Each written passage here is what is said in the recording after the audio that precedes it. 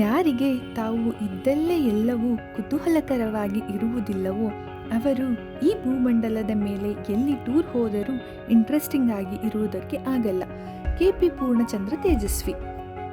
ಈ ಮಾತನ್ನ ನಾನು ಯಾಕೆ ಹೇಳ್ತಿದ್ದೀನಿ ಅನ್ನೋದು ಕೊನೆಯಲ್ಲಿ ನಿಮಗೆಲ್ಲ ಅರ್ಥ ಆಗುತ್ತೆ. ನಾವಿವತ್ತು ಬಂದಿರೋದು ಲಾಲ್ಬಾಗ್ಗೆ. ಇಲ್ಲಿಗೆ ನೀವು ಬರಬೇಕಂತಂದರೆ ಗ್ರೀನ್ ಲೈನ್ ಮೆಟ್ರೋ ಕೂಡ ಅವೈಲೇಬಲ್ ಇದೆ. ಹಾಗೆ ಎನಿ ಟೈಮ್ BMTC ಬಸ್ಸಸ್ ಕೂಡ ಅವೈಲೇಬಲ್ ಇರುತ್ತೆ, ಆರಾಮಾಗಿ ಬರ್ಬೋದು.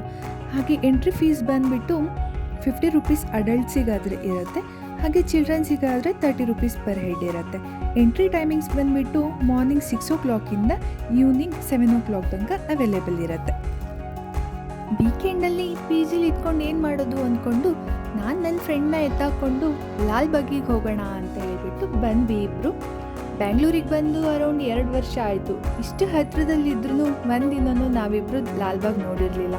ಹಾಗಾಗ್ಬಿಟ್ಟು ಇವತ್ತು ನೋಡ್ಕೊಂಡು ಹೋಗೋಣ ಅಂತ ಬಂದ್ವಿ. ಸ್ಟಾರ್ಟಿಂಗಲ್ಲಿ ಬರ್ತಾ ಇದ್ದಂಗೆ ಒಂದು ಬೋರ್ಡ್ ಕಾಣಿಸ್ತು, ಗಾಜಿನ ಮನೆ ಅಂತ ಹೇಳ್ಬಿಟ್ಟು. ಇದೇನಪ್ಪ ಗ್ಲಾಸ್ ಹೌಸ್ ಅಂತ ಹೇಳ್ಬಿಟ್ಟು ನೋಡ್ಕೊಂಡು ಹೋಗೋಣ ಅಂತ ಹೊರಟ್ವಿ. ಇಷ್ಟು ಸುಂದರವಾಗಿರೋ ಪ್ರಕೃತಿನ ನೋಡ್ತಾ ಇದ್ರೆ ನಮಗೊಂದೆರಡು ಸಾಲುಗಳ ನೆನಪಿಗೆ ಬರ್ತಾವೆ. ಸೂರ್ಯನ ಕಿರಣಗಳ ಸ್ಪರ್ಶಕ್ಕೆ ಕಾದು ನಲಿಯುವ ಚಿಗುರೆಳೆಗಳ ಮೇಲೆ ಇಬ್ಬನಿಯ ಚುಂಬನ, ಹಾಸು ಹೊದ್ದು ನಿಂತಿರುವ ಹಸಿರಸಿರಿಯ ಚಲುವಿನ ಒಲವಿಗೆ ಮಳೆಯ ಸಿಂಚನ, ಬೀಸೋ ಗಾಳಿಯ ಹಾಡಿಗೆ ತಲೆ ತೂಗು ತರುಲತೆಗಳ ಸೊಬಗಿಗೆ ತಂಗಾಳಿಯ ಗಾಯನ. ಬ್ಯಾಂಗ್ಳೂರಲ್ಲಿ ಲಾಲ್ಬಾಗ್ ಮತ್ತು ಕಬ್ಬನ್ ಪಾರ್ಕ್ ಅಂತ ಹೇಳಿದ್ರೆ ಮೊದಲು ನೆನಪಾಗೋದೇ ಕಪಲ್ಸು. ನಾವಿಲ್ಲಿಗೆ ಬಂದಮೇಲೆ ನಮಗೆ ಅರ್ಥ ಆಗಿದ್ದೇನಂತ ಹೇಳಿದ್ರೆ ಲಾಲ್ಬಾಗ್ ಮತ್ತು ಕಬ್ಬನ್ ಪಾರ್ಕ್ ಇರೋದು ನಾಟ್ ಓನ್ಲಿ ಕಪಲ್ಸ್, ನಮ್ಮ ಥರ ಫ್ರೆಂಡ್ಸು ಹಾಗೆ ಫ್ಯಾಮಿಲಿ ಜೊತೆ ಬಂದು ತುಂಬಾ ಎಂಜಾಯ್ ಮಾಡ್ಬೋದು.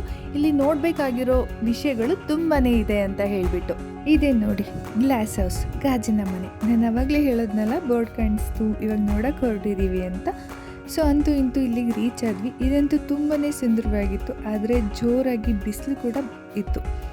ಸೊ ನಮಗೆ ಜಾಸ್ತಿ ಹೊತ್ತು ಇಲ್ಲಿ ನಿಲ್ಲಕ್ಕಾಗಲಿಲ್ಲ, ಹಾಗಾಗಿ ಮುಂದೆ ಹಾಗೆ ಹೊರಟ್ವಿ. ಬಿಸಿಲಂತೂ ತುಂಬಾ ಸುಡ್ತಾ ಇತ್ತು. ಲಾಲ್ಬಾಗ್ನ ಪ್ರಕೃತಿ ಸೌಂದರ್ಯನ ಸವಿಲಿಕ್ಕೆ ಬೆಸ್ಟ್ ಟೈಮ್ ಯಾವುದು ಅಂತ ಹೇಳಿದ್ರೆ ಫ್ಲವರ್ ಶೋ ಟೈಮಿಂಗು. ಆವಾಗ ನೀವಿಲ್ಲಿ ಬಂದರೆ ಹೂಗಳ ರಾಶಿನೇ ನೀವಿಲ್ಲಿ ಕಾಣ್ಬೋದು. ಕಂಪ್ಲೀಟ್ ಈ ಗಾಜಿನ ಮನೆಯನ್ನು ಫುಲ್ ಹೂಗಳಿಂದ ಡೆಕೋರೇಷನ್ ಮಾಡಿರ್ತಾರೆ. ಅದನ್ನು ನೋಡಲಿಕ್ಕೆ 2 ಕಣ್ಣು ಕೂಡ ಸಾಲದು, ಅಷ್ಟು ಸುಂದರವಾಗಿ ಡೆಕೋರೇಷನ್ಸ್ನ ಮಾಡಿರ್ತಾರೆ. ಬಟ್ ಈ ಟೈಮಲ್ಲಿ ಯಾವುದೇ ರೀತಿ ಫ್ಲವರ್ ಶೋಸ್ ಏನೂ ಇರಲಿಲ್ಲ.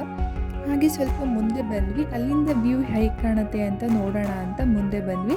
ಇವಾಗ ನೋಡಿ, ನಾನು ಇಲ್ಲಿಂದ ಗಾಜಿನ ಮನೆಯದು ವ್ಯೂ ಹೇಗಿರುತ್ತೆ ಅಂತ ಹೇಳ್ಬಿಟ್ಟು ನಿಮಗೆ ತೋರಿಸ್ತೀನಿ. ಇವಾಗಲೇ ಇದು ಇಷ್ಟು ಸುಂದರವಾಗಿ ಕಾಣಿಸ್ತಿದೆ. ಇಫ್ ಇನ್ ಕೇಸ್ ನೀವೆಲ್ಲಾದರೂ ಫ್ಲವರ್ ಶೋ ಟೈಮಿಂಗ್ಸಲ್ಲಿ ಏನಾದರೂ ಬಂದರೆ ಇದು ಇನ್ನೆಷ್ಟು ಸುಂದರವಾಗಿ ಕಾಣಿಸ್ಬೋದು ಅನ್ನೋದನ್ನು ಜಸ್ಟ್ ಹಾಗೆ ಇಮ್ಯಾಜಿನ್ ಮಾಡಿಕೊಡಿ. ಗ್ಲಾಸ್ ಹೌಸ್ನ ನೋಡಿಕೊಂಡು ಹಾಗೆ ಮುಂದೆ ಬಂದ್ವಿ.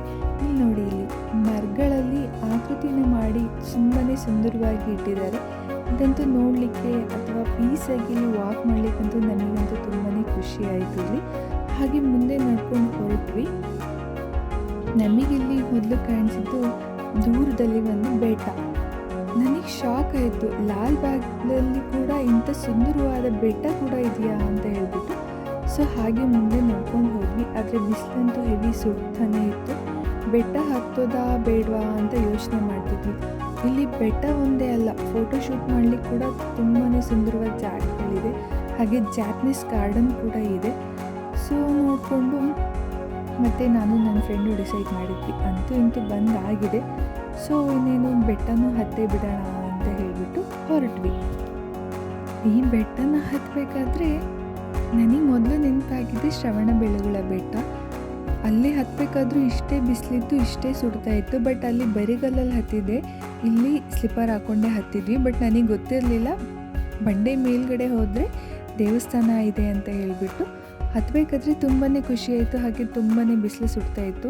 ವೀಕೆಂಡ್ ಆಗಿರೋದ್ರಿಂದ ಜನ ಕೂಡ ಜಾಸ್ತಿನೇ ಇತ್ತು. ಅಂತೂ ಇಂತೂ ಮೇಲ್ಗಡೆ ಟಾಪಿಗೆ ಬಂದ್ವಿ. ದೇವಸ್ಥಾನ ಇತ್ತು ನೋಡಿ, ನಮಗಂತೂ ತುಂಬಾ ಖುಷಿಯಾಯಿತು. ಇಲ್ಲಿಂದ ವ್ಯೂ ಕೂಡ ತುಂಬಾ ಸುಂದರವಾಗಿ ಕಾಣಿಸ್ತಾ ಇತ್ತು. ಹಾಗೆ ಸ್ವಲ್ಪ ಮುಂದೆ ಬಂದು ನೋಡಿದ್ವಿ. ಹಾಗೆ ಲಾಲ್ಬಾಗ್ ಎಂಟ್ರಿ ಕೂಡ 3-4 ಎಕ್ಸ್ಟ್ರಾ ಗೇಟ್ಗಳು ಕೂಡ ಇದೆ.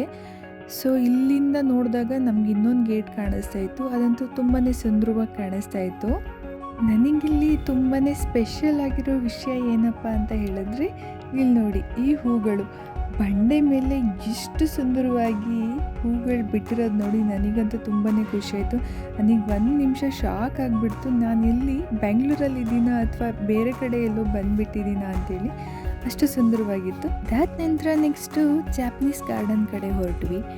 ಜಾಪನೀಸ್ ಗಾರ್ಡನ್ ಅಂತ ಬೋರ್ಡ್ ಮಾತ್ರ ಕಾಣಿಸ್ತಿತ್ತು. ನಮಗೆ ಎಷ್ಟು ಹುಡುಕಿದ್ರು ಜಾಪನೀಸ್ ಗಾರ್ಡನ್ ಅಂತೂ ಸಿಗಲೇ ಇಲ್ಲ. ನಾವು ಇನ್ನೇನಾದರೂ ಅಲ್ಲಿ ಸ್ಪೆಷಲ್ ಇದೆಯಾ ಅಂತ ಹೇಳಿಬಿಟ್ಟು ಲಾಲ್ಬಾಗೆಲ್ಲ ಹುಡುಕಿದ್ವಿ. ಫೈನಲಿ ನಮಗೆ ಜಾಪನೀಸ್ ಗಾರ್ಡನ್ ಅಂತೂ ಸಿಗಲಿಲ್ಲ.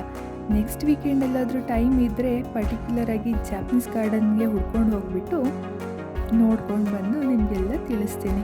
ನಾನು ಅವಾಗಲೇ ತೇಜಸ್ವಿ ಅವ್ರ ಲೈನ್ಸ್ ಯಾಕೆ ಹೇಳಿದೆ ಅಂದರೆ, ನನ್ನ ಚಾನಲ್ ಇರೋದು ಮಲೆನಾಡು ವ್ಲಾಗ್ಸ್ ರಿಲೇಟೆಡ್. ಬಟ್ ಇವಳೇನಪ್ಪ ಬೆಂಗಳೂರಲ್ಲಿ ವೀಡಿಯೋಸ್ನೆಲ್ಲ ಮಾಡಿ ಹಾಕ್ತಿದ್ದಾಳೆ ಅಂತ ಅಂದ್ಕೊಳ್ಬೋದು. ಅದಕ್ಕೆ ಹೇಳಿದ್ದು ತೇಜಸ್ವಿ ಅವ್ರ ಲೈನು. ಇರೋ ಜಾಗದಲ್ಲೇ ಅದ್ಭುತಗಳನ್ನ ನಾವು ಕಂಡುಕೊಳ್ಬೇಕು, ಹುಡುಕೊಳ್ಬೇಕು ಅಂತ ಹೇಳ್ಬಿಟ್ಟು. ಇಲ್ಲಿಯವರು ಈ ಪ್ರಕೃತಿ ಸೌಂದರ್ಯನ ತುಂಬಾ ಸ್ವಚ್ಛವಾಗಿ ಹಾಗೆ ತುಂಬಾ ಸುಂದರವಾಗಿ ಕಾಪಾಡ್ಕೊಂಡು ಬಂದಿದ್ದಾರೆ. ನೀವೆಲ್ಲಾದರೂ ಇಲ್ಲಿ ಭೇಟಿ ನೀಡಿದ್ರೆ ಈ ಪ್ರಕೃತಿನ ಅನುಭವಿಸಿ ಕಣ್ ತುಂಬಿಕೊಂಡು ಬನ್ನಿ ಅಷ್ಟೇ. ಪ್ರಕೃತಿನ ಹಾಳು ಮಾಡೋಕ್ಕಂತೂ ಪ್ರಯತ್ನ ಮಾಡಬೇಡಿ. ಹಾಗೆ ಇಲ್ಲಿ ಪುಟ್ಟ ಪುಟ್ಟ ಜೀವಿಗಳು ಕೂಡ ವಾಸವಾಗಿದ್ದಾವೆ, ಅವಕ್ಕೆ ಯಾವುದೇ ಥರ ಜೀವಹಾನಿ ಕೂಡ ಮಾಡಬೇಡಿ. ಈ ವಿಡಿಯೋ ನಿಮಗೆ ಇಷ್ಟ ಆಗಿದ್ದರೆ ಸಬ್ಸ್ಕ್ರೈಬ್ ಮಾಡೋದನ್ನು ಮರಿಬೇಡಿ. ಇದೇ ಥರ ನಿಮ್ಮ ಮುಂದೆ ಹೆಚ್ಚಿನ ವಿಡಿಯೋಗಳನ್ನ ತರೋ ಪ್ರಯತ್ನ ಕೂಡ ಮಾಡ್ತೀನಿ. Thank you for watching.